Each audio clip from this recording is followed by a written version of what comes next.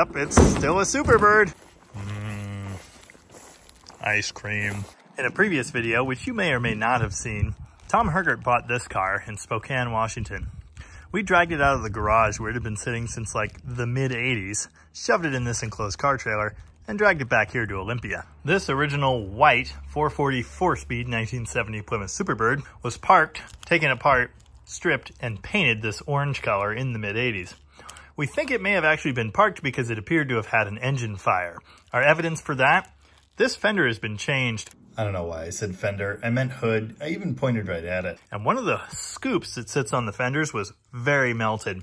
It's been apart ever since. Our stated mission in the last video was that we were going to get this thing running no matter what, and hopefully within a week. So today, we're starting on that. Unfortunately, because Tom's going on vacation, again, the actual week doesn't start until next week. But today, I'm going to look at some of the mechanical stuff we've got and see if I can at least get what we're using for the drivetrain sorted out. The 440 engine, the original 4-speed transmission and its related components, that sort of thing. This car came with a lot of parts, like, for example, these 15-inch rally wheels. Now, these are not the original wheels for this car. It was supposed to have 14s. I'm not sure if they were rallies or steel. Anyway, we're definitely missing some stuff. Thankfully, here at Rocket, we actually specialize in hoarding Mopar junk. So, we've got several back rooms to sort through looking for whatever's missing from this Superbird. And I'll start on that just as soon as I finish my ice cream cone. A really important part of what makes this Superbird awesome is this original numbers matching 4-speed transmission. Even if I didn't already know it was numbers matching, I could have guessed it's probably the correct 70 unit just from here. The reason for that is dual shifter pads. The E-body was introduced in 1970, and they added that shifter location for those cars, so it can't be any earlier than that. And this appears to be the earlier ball detent style side cover slash shift cover. My 71 Demon has the other style, so I know those started appearing around then. This thing, with the giant console shifter 4-speed pistol grip setup, is going to be amazing.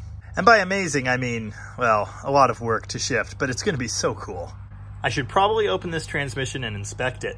I'm not going to, but I probably should. It does spin right over, feels good, sounds normal. We'll definitely put some oil in this after draining whatever's left in there, and we'll probably just call it a day. Now, I feel like I should say this before we get too much farther.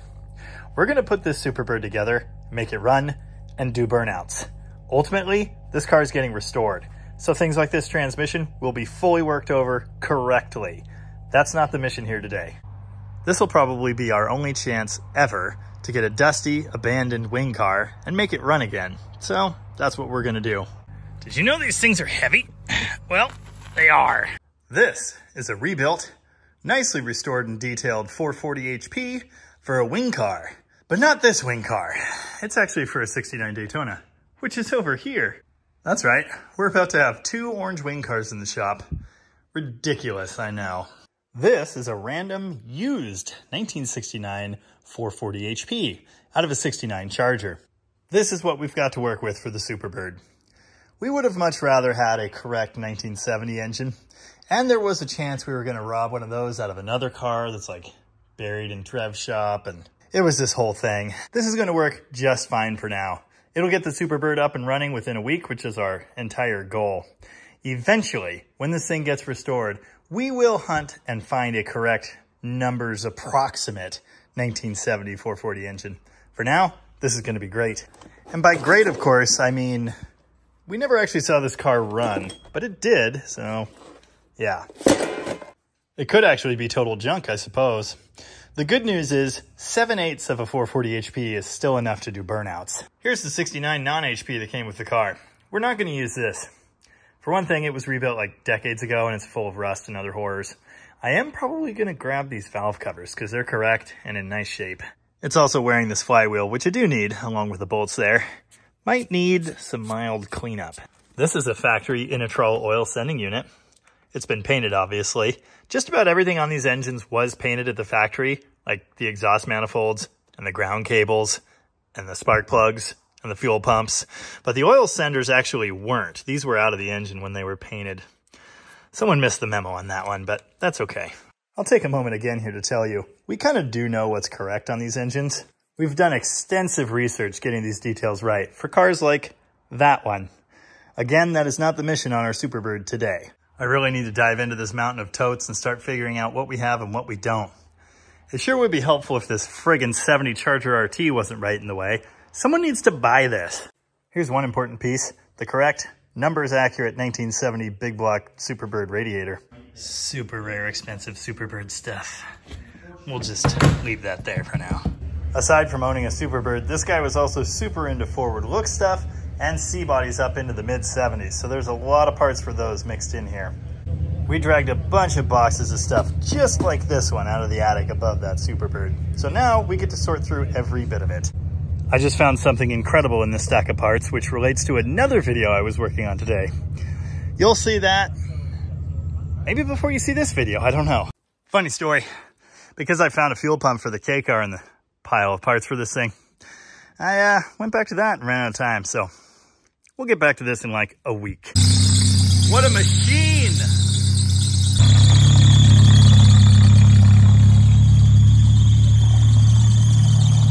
It's day one of our 3-day Superbird build-a-thon. So naturally, we're not starting on that yet. So here we are, back looking at our donor engine, which I should probably unbury. I'm gonna start prepping this thing for the 4-speed. And the most important part of that to not forget is the pilot bearing. Now you could knock a bronze bushing into the crank. That was the old school way. But these days, we have this thingy. These are actually sourced from Dakotas and Rams in the 90s. They just happen to perfectly match the crank register in the big block. So we'll knock that in there carefully with a socket, and we'll be ready to install the flywheel, clutch, and bell housing, etc. There you go, driven home and ready to accept a 4-speed input shaft. I've heard tell of some big blocks not having the crank drilled fully. I guess I've seen a crank or two over the years that were like that. This one is drilled, so we're not going to have any issues there. If you do have issues, by running this bearing, you can actually lob the very end of the input shaft on the 4-speed off, and you'll be just fine. Now we get to get this engine over there somehow before we put a Superbird in the way. This thing has all the wrong accessories, unfortunately. But we're going to leave the alternator bracket set up. It's going to work just fine. That's the big AC type lower pulley. Again, wrong, but it's going to work just fine. This car does not currently have power steering, although I think it's supposed to. We're not going to worry too much about getting everything correct. Little odds and ends to make it look nicer, sure. I'm definitely changing that cover, as I mentioned. But I'm just going to pop the power steering pump off, leave all this together, get the upper pulley back on, and away we go, basically. I do have to change the exhaust manifolds. We actually have the correct date code confirmed Superbird manifolds, which is good. This driver's side unit is a C-body, and you could tell because of the way the flange is pitched out. Also by the janky way they did that. So we'll rip those off of there. Oh, leaks? Weird. Hashtag big block Mopar stuff.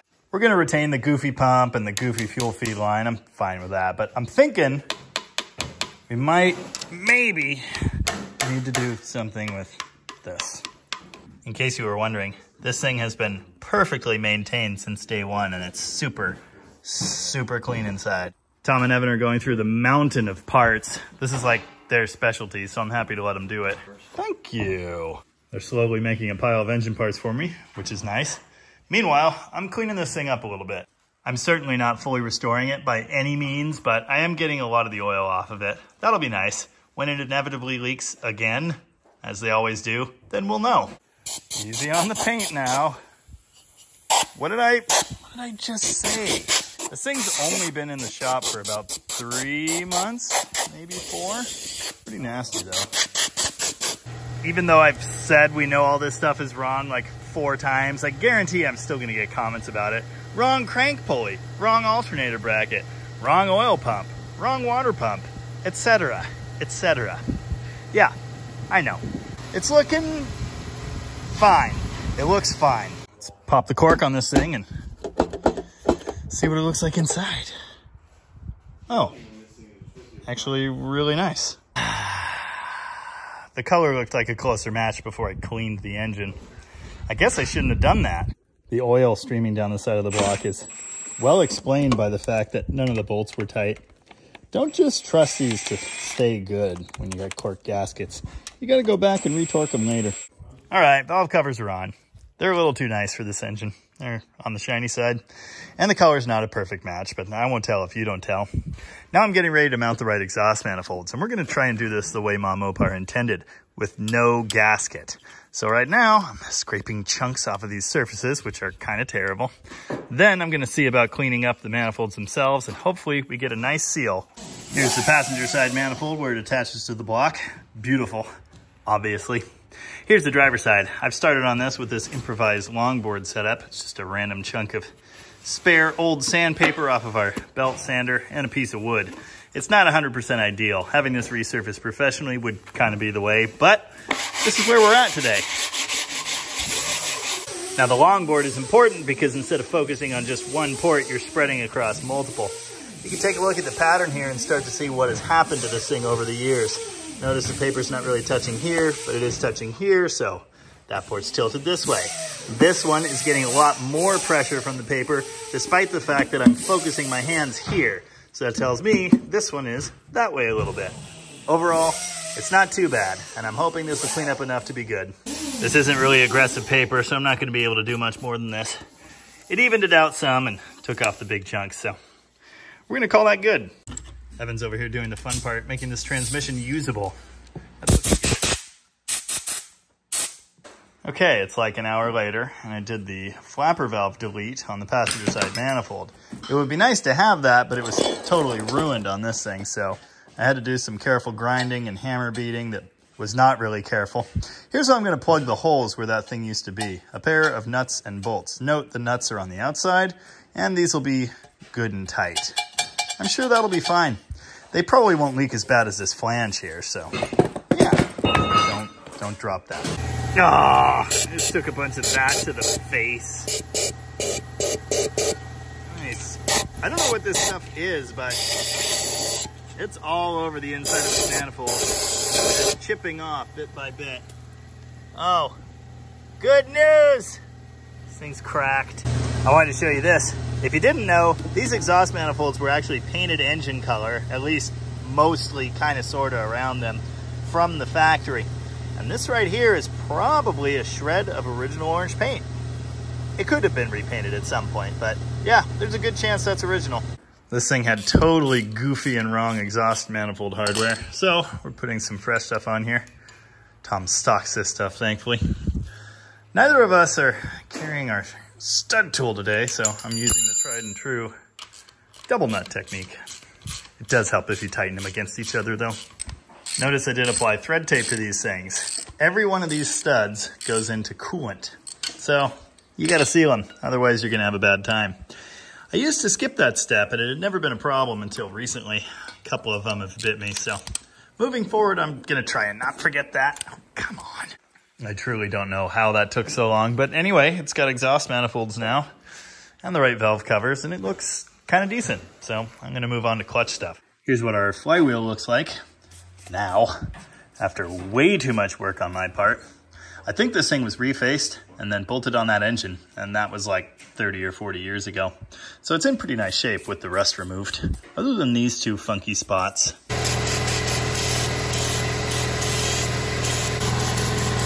Pressure plate, formerly horribly rusty, now slightly stained, but much better, and I'm putting it in there. Just like the flywheel, this clutch was fresh like, 3 or 4 decades ago. This is a Borg & Beck style 3-finger. It's a factory type clutch. It's in nice shape.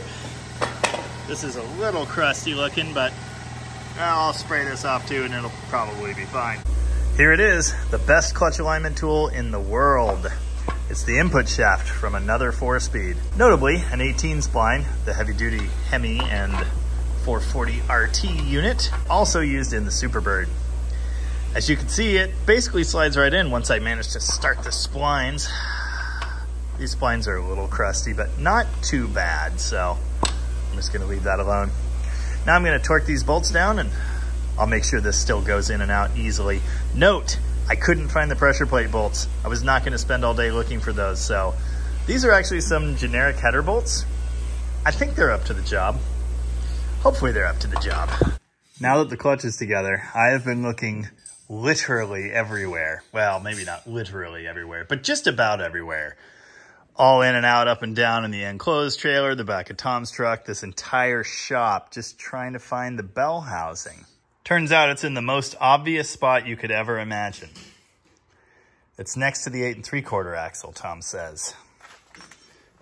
Ah, so it is. In case you've ever wondered how to cut down a tree, this box tells you everything you need to know. Isn't that nice? Ooh, searchlight. Thank you. Another part that no one will ever see cleaned and ready to rock. If I had bolts for that thing, then this whole assembly would be done and we'd be ready to drop the 4-speed in there. But I don't, so it's not, and we aren't. We're really close though. Well, okay, a starter would be nice. Anyway, it's about that time, by which I mean it's 4 minutes past whatever that clock says, and I got an hour drive home, so it's time to go. Day 2 tomorrow. Maybe we'll actually see a Superbird. What's that? What is that? Dude, that's a dart. 69, I think? Wow. Today is tomorrow, and more pieces are showing up as if by magic. Correct throttle bracket, plug wire holders, return spring bracket, an entire box of goodies. Many of the goodies we were looking for yesterday. Bell housing is on. Tom actually had a bolt kit, but it turns out on the 4-speed, one of these bolts is slightly longer, so I had to go find one. Look at this magnificent work of art here.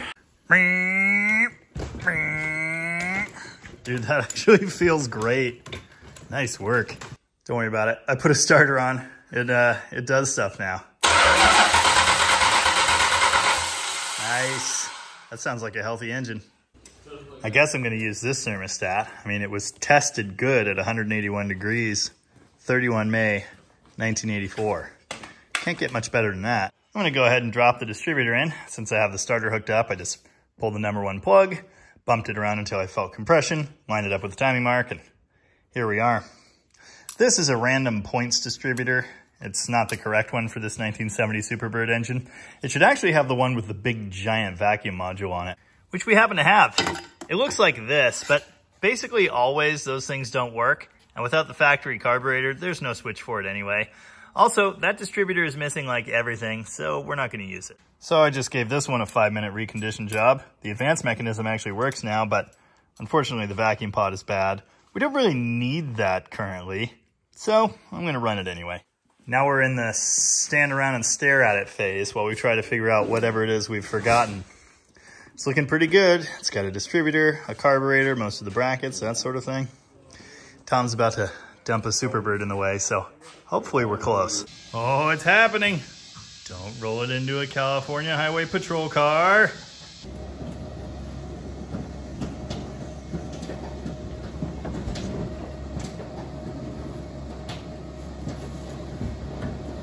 Oh, there's a Trev.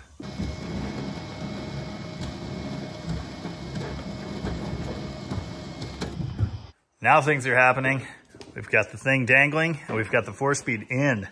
Evan just kind of plopped it in there. Might have been the easiest 4-speed install of all time. Oh yeah, it's all coming together. You're doing God's own work.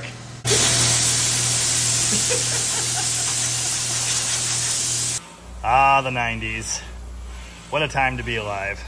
My work area here was starting to look a little bit too much like my shop at home, so we're gonna clean up the big chunks and then roll the engine back, bring the Superbird in here and have a party. Why yes, Jamie is riding a transmission. I am, but I might break something. I'm not that heavy. Don't break stuff. Well, while we hurry up and wait, I'm gonna go ahead and have another donut. I deserve it. Here's the most important part of the Superbird. While we're doing drivetrain stuff, Trev's figuring out how to bolt all this together. Hey, here's some cool Mopar trivia. That is the B-body rally cluster. Roadrunners got that in 1970, and of course the Superbird is based on that. Admire the blanking gauge on the left there. If this were in a Charger, that would always be either a clock or a tick-tock-tack. But in the Roadrunner, you could get nothing. We're not going to talk about the wonderful trunk panel replacement right now. Fear not, that'll get redone correctly in the future. But I wanted to point this out. Special Superbird things. It's a little metal block that they welded in place to keep the trunk from opening all the way. Because if the trunk opened all the way, well, it would whack into the wing. Don't mind me, just ruining priceless original stuff. Original clamp, original fuel hose, but it's not worth using. I gotta go get a coffee in my trusty turbo Subaru here, but dude, that is so cool. Ah! Also, fire. Take that, hantavirus. Tacos. We made some last minute executive decisions to remove some things from the front of the engine and make installation easier. Like this oil filter, which it turns out has seen some stuff. That is really cool. That usually fit. Yeah, just throw that wherever. Oh, I'm making a mess. There you go. Ready to roll the car under and just boop. Oh yeah.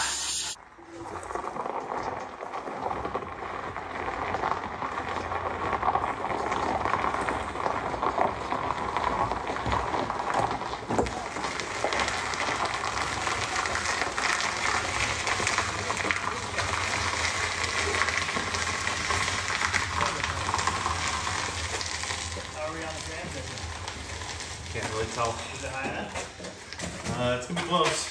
Nice. Just gonna go right in.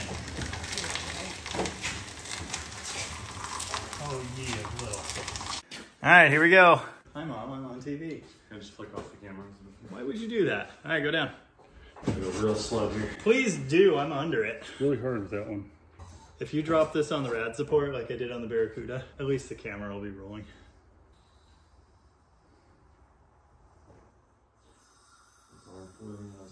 Easy.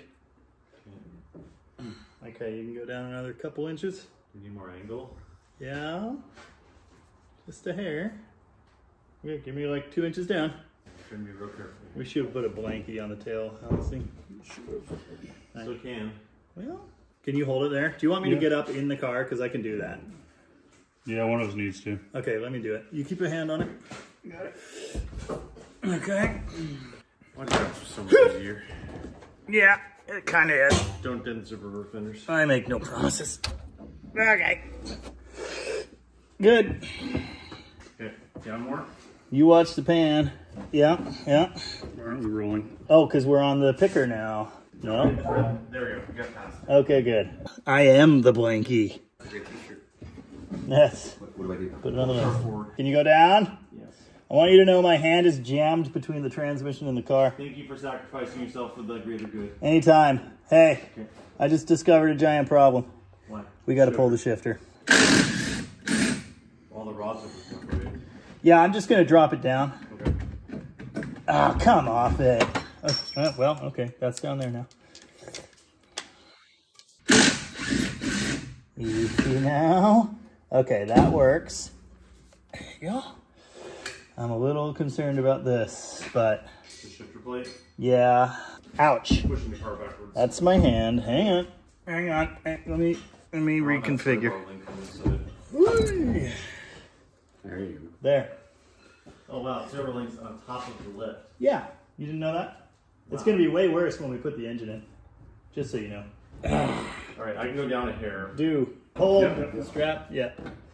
I do like this shot of my leg. It's a good one. We should have probably used that. What's the trolley? It's the adjuster so you can go Oh, back like and that forth. one right there that we looked at and went, Yes. no. Yeah. Okay, go in. Okay. Okay, let me move my toes. Well, I ain't got extras. Okay, go back. Okay, I'm taking my foot out. Okay. Can we just go down now? Yeah. Yeah. All right, send it back. Yeah, it's shifter plate. Hang on. Get my foot on it again. Okay, okay, okay. Okay, hold. We're gonna have to get a jack under the transmission and then it'll swing right into place. Jack. Go ahead. More backwards. More car forward. Yeah, that. Yep. Drop it. Stop it. That's it. Right there. Wow. Pull soon. That was easy. That, I believe, is a 440 in the engine compartment of a Superbird. Dude! Awesome. Why am I always this guy? I don't know. Anyway, I'm on the floor under the car getting the cross member in. Miraculously, it does fit. We weren't sure this was the right one. This is a random mount we found, but it does all line up, so that's the good news. gonna get these bolts through and then we'll line this thing up on the lift and everything will be way easier from there. Special 4-speed stuff, Dana 60. Use limited slip lube only because it's got the sure grips. Is it 410 or 3.5? Nice. I don't know. 3.5. Good. Factory dual exhaust brackets. Nice. Note the square of dirt there from it bouncing off the floor the whole way home because there are no rear shocks. Check it out. Special 70 440 HP stuff. Skid plate to guard the deep pan, which we don't have on this car currently. This is a C-body pan. Note it's kind of up there. Also, the washer or the coin or whatever you want to call it. Coin. Fine, be that way. Anyway, that denoted that this was a special drivetrain assembly. Cross membered. Knocking lots of little stuff off the list here. The engine mounts are tight. The fuel line from the frame is on. Right now we're trying to figure out drive shaft. We need 2 new joints. We have 1 used joint. Yeah, that's where we're at. Listen, I'm not saying this looks good, but compared to how it looked when I started, big improvement. Essential step, which I skipped. Thankfully, I haven't remembered. Blow out the fuel feed line, whatever it's called. I wasted a ridiculous amount of time getting the drive line cleaned up enough to install, but there it is. Evan's attaching it to the Dana 60 for glory. The next big thing that needs to happen under the car is a Z-bar. That would be good if we want the clutch pedal to do stuff. It looks like we have all of the major hardware. Of course, this, like everything else, is just rusted and seized solid, so. Tom did order a rebuild kit for this, but it's not coming till tomorrow, and I'd really like to put this together now. So I'm gonna see what I can do on that. We probably have clips and stuff around here somewhere. More soaking, more beating, maybe heating, we'll see. There's a lot of this happening off camera. It's kind of ridiculous, actually. God, I love hitting new parts with a hammer. In case you've ever wondered what the clutch linkage on a wing car looks like, kind of like this. You got your lower rod here with a bit of an angle, as you saw I had to modify that some with a hammer. There's a washer, and there's a rubber disc that goes in the fork there. There's a clip here. There's a wear washer in the middle. And then there's a return spring. That pulls the fork and, attached to it, the throwout bearing off of the clutch. There should be free play, which we're gonna check up at the pedal once I get that rod in place. The pedal rod, or down rod, looks like this. I'll try really hard to install that the correct direction. To be honest, I don't remember what that is. Tom keeps all of this 4-speed hardware here in stock in case we need it. And he also sells this stuff on eBay on his Rocket Restorations page thingy. Trav's working on getting the wing together right now. He's got to run to get some bolts and such. I bet he is the only guy walking into Ace Hardware with a spoiler off a Superbird today. Well, it's like a hose clamp. For some reason, we don't have the 1/4-inch return line in this car, so we're just doing this for now. No filling the tank or 100-mile-an-hour blasts. Yahtzee. Sure, it's the wrong type of fuel hose with the wrong type of clamps, but it's on there, and we've got a ground strap, so working fuel gauge is at least possible. Well, maybe if we had a wire for it, that would help. I gotta say, this is kind of going better than expected. Jesus, man. I shouldn't have said that. Dude, are we doing burnouts on these? I hope. Yikes. We forgot to fill the transmission. Hey, only run GL4 gear oil in your 4 speeds. Also, do as we say, not as we do. Wow.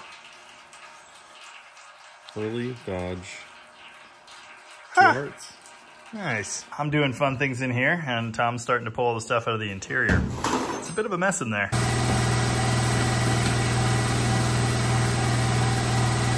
I don't want to hear about my lack of a tidy job on the plug wires. These aftermarket ones are always too long. But, you know, I mean, I've seen worse. For some reason, 440 spark plug wires tend to be 7 times as long as they need to be, and that's what's going on here. It's absolutely ridiculous. Well, here's where we're at. It's the end of day 2. We don't have a lot of things. We don't have a cooling system. We don't have gas in the tank. We don't have, like, all the stuff up there that makes ignition happen. But I really want to hear this thing run before I leave, so I've got a battery rigged up. You saw the engine already cranked, so now that it has plug wires, if we hot wire the ignition, this thing should roar to life, briefly, and that would be exciting. Okay, we're definitely in neutral. No one's gonna die. Probably. Oh, I should do this. Here we go. You put gas right down there and you actually fill the bowl up. So you don't have to have the fuel pump. So it'll run for, you know, 5 or 10 seconds off whatever in the bowls. Yeah, what he said. Okay. It's gonna be very loud. Yeah, let me know when you're ready. I was born, hang on. Were you? I don't know. I was born. Where's the thing? Is it this? Sure.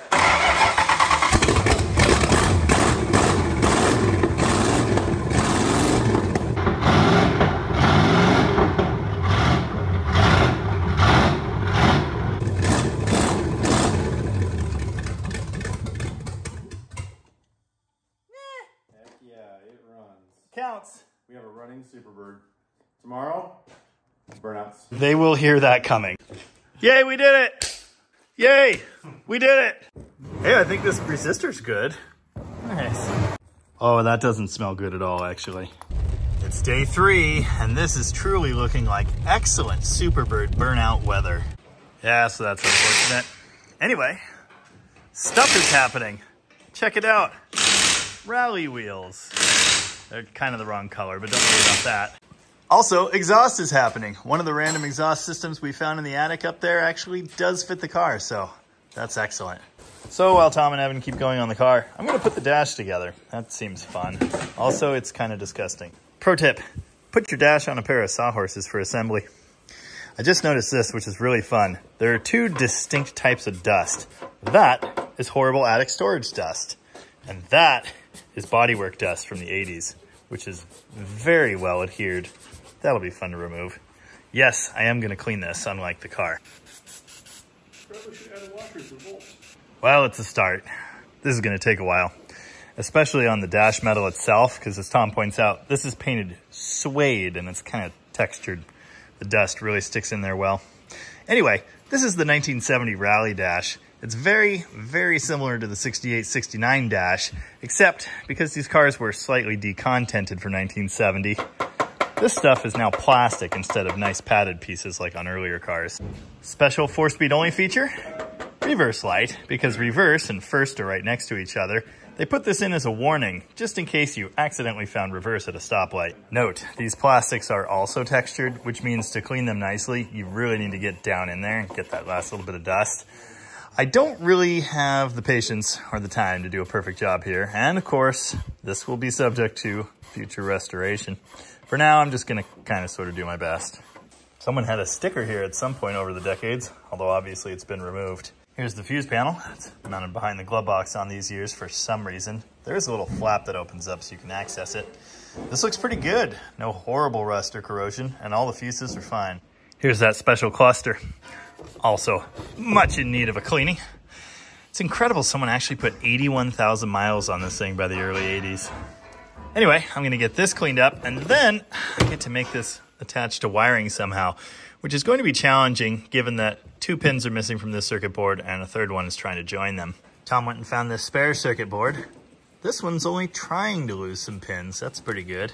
This is original and unmolested, and I can tell you that because of this piece of paper right here. Also, the noise reducer is still plugged in. Those often get deleted. Chances of this limiter being any good? Low. If you're curious how all of this works, I actually did a video on this like 2 years ago now. Well, okay, that has been messed with. This thing is just doomed to have problems, I'll tell you right now. At least this circuit, I can connect right here at the gauge for that sending unit and ignore the pin situation altogether. That's just bad. The whole trace is coming off the board. Anyway, it's still better than the one on the cluster, so I feel good about that. To swap these things out, you just undo all the 3/8 nuts on the gauges, and then the small, I think, 1/4 inch bolts that are securing the board to the cluster itself. Here's the Rally Dash circuit board removed from our donor. You can see here the issue with these pins. They're just kind of, I don't know, crimped into place there, and the little tangs come off. It's never really an issue until you go to unhook the wiring, and then suddenly this is happening. Oh yeah, gross. I probably could have completed this without pulling it apart, but you know, it needed cleaned anyway. Again, not fully restoring or polishing anything here. In fact, I've probably already spent too much time on it, but Kind of had to. They look pretty good. Much cleaner. Don't ask me why I'm going this hard on a dash for a car that is probably not going to see more than a few road miles and will be taken apart again in the near future. Because I don't know. New board is on. I've decided I'm just going to plug this in and see if it works. And if it works, it's fine. If it doesn't, we'll add wires that go around. Oh yeah, it's all coming together. Nice. At least nice enough. And now for my next trick. I'll spend an hour looking for enough of the right screws to attach this to the dash frame. I spent more time than I would ever care to admit cleaning up this 8-track surround piece, which was sticky. And of course, cleaning it took the paint with, which is unfortunate. Dash, assembled, kind of. Basically, I screwed the cluster in with whatever screws I could find and then just kind of threw the wiring at it. This stuff's pretty self-explanatory. The only thing that's a bit tricky is the different locations for the different pop-in light sockets. Thankfully, whoever disassembled this did label them. Brown, orange. That says red, but it's definitely orange. I don't know what that's about. It kind of all just falls together. Now, before I install this, I'm going to remember to tighten the connections on the amp cage, and I'm going to test it here on the stand.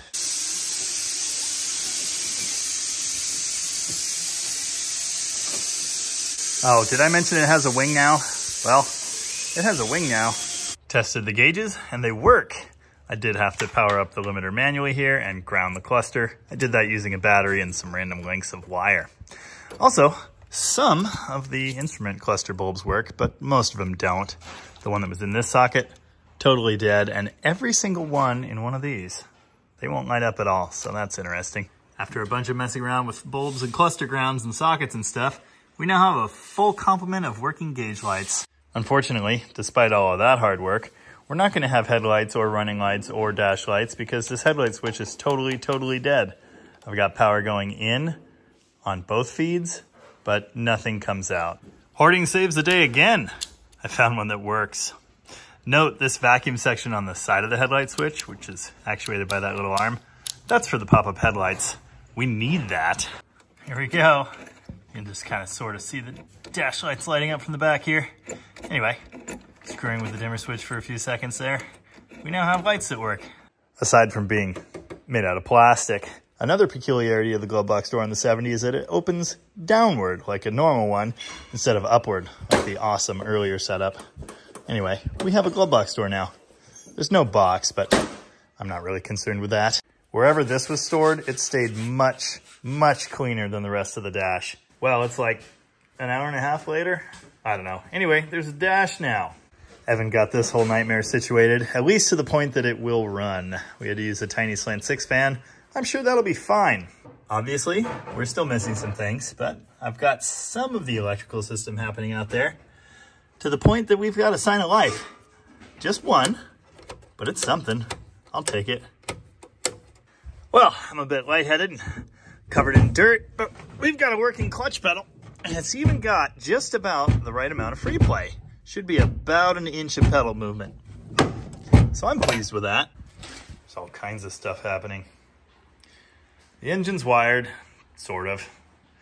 I decided to forego making the alternator charge. That seems extra at this point. How you doing in there, pal? Got it. Super good. If you've never hooked one of these columns up to a gearbox in a Mopar, I'm here to tell you it's not normally easy. It tends to fight you. This one slid right together, so that's concerning. Guess how many guys we can get working on stuff at the same time? At least 3. This light sometimes does lighting when provoked correctly. Trouble is, it's here. No, there you go. All right, we got some signs of life. Let's see if the starter works. It does. Leaning on the right. Nice. Oh, it wants to live. I found wiring for the fuel gauge. Let's see if it does anything. It does. Evan's making it official. Yeah, buddy. We've been working on this thing for 3 days, but everything great has happened in the last 5 minutes. Something like that. Putting the wing on happened last night. That was pretty good. Okay, fine. Anyway, the last great thing is going to happen in... What do you think, Trev? I think it's awesome. And it's all you guys. Wow. I'm gonna have to censor that. Anyway, so the nose is gonna need some work, but Trev does have it enough together to bolt on the car, which is very exciting. Check this out. It pretty much just bolts on where the bumper is supposed to be, and then there's a row of bolts up here that go on the radiator support. How you doing there? That's very loud. Great. This is getting good. Mm-hmm. Almost there. That is a nose cone on a Superbird. And no, we don't want to talk about how poorly it fits. That's a problem for future us, but it's still pretty awesome. You're doing God's own work right now. Oh, while the camera was off, I installed pins and hood bumpers. So now we're gonna install a hood, I guess. That is a hood. I don't know that it's gonna fit, really, but here we go. Yell at me if it's gonna like do bad stuff. You're good. Way good. Way good. Good. Boys, Just come this way. This is perfect. Tiny bit. You're welcome. it does need to go that way, you're right. Hey, that's a hood. Needs to come back. It's pretty bad. Oh yeah, it's all coming together. Well, if I'm anywhere near as good at stuff as I think I am, this thing should run now.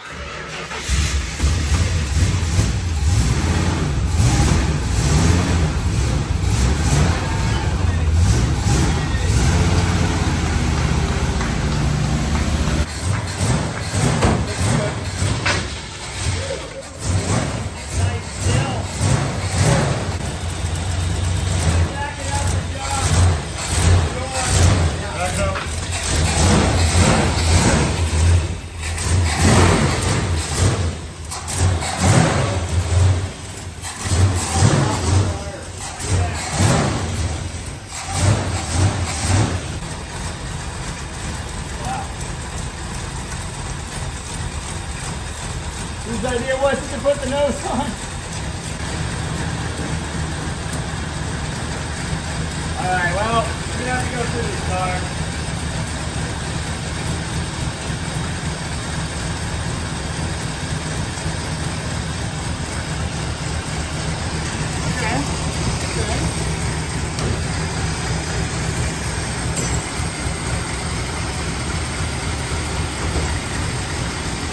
Same cylinder.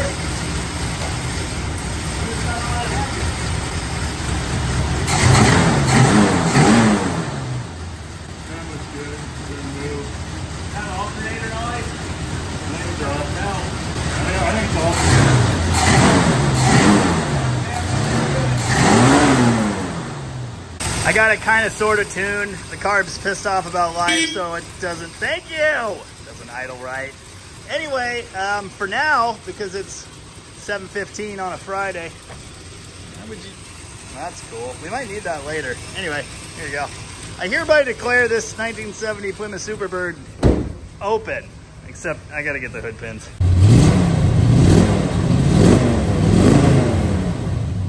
Yeah, obviously we need to tweak it. 1970 Plymouth Superbird, 444 speed.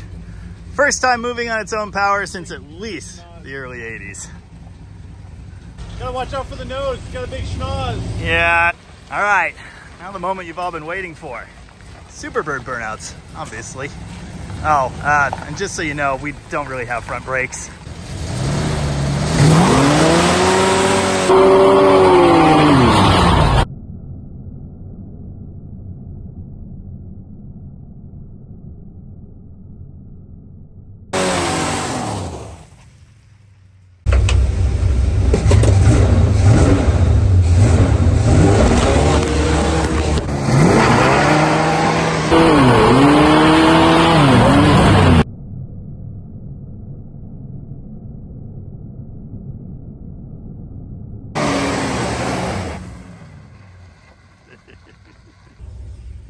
Good enough. Well, this is the stuff dreams are made of. So hopefully you enjoyed it. We made a Superbird run and do burnouts in 3 days. It wasn't even 3 whole days. Oh, there, we washed it. Don't worry about that, that's fine. Like a phoenix rising from the ashes. 1970 Plymouth Superbird. All right, some assembly required. Still though, I'm pleased. Hopefully you are too. In any case, as ever, thank you very much for watching. And remember, don't eat too many hard-boiled eggs.